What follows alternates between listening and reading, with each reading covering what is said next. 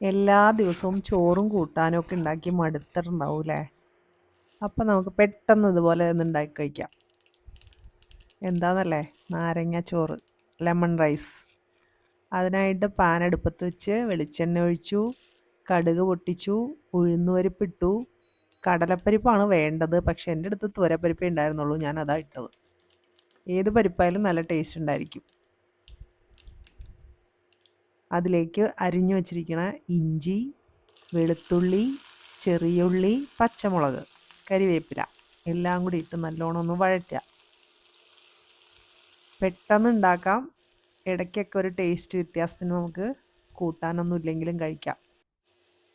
അതിലേക്ക് ഉപ്പിട്ടു, മഞ്ഞൾപ്പൊടി ഇട്ടു. മഞ്ഞൾപ്പൊടി കുറച്ച് കൂടുതൽ ഇടണം കേട്ടോ, കാര്യം വേറെ നമ്മളൊന്നും ഇടുന്നില്ല, മുളക് പൊടിയൊന്നും ഇടാത്തതുകൊണ്ട് മഞ്ഞൾപ്പൊടി കൂടുതൽ ഇടണം. ഒരു കളറും കൂടി കിട്ടാൻ അത് ആവശ്യമാണ്.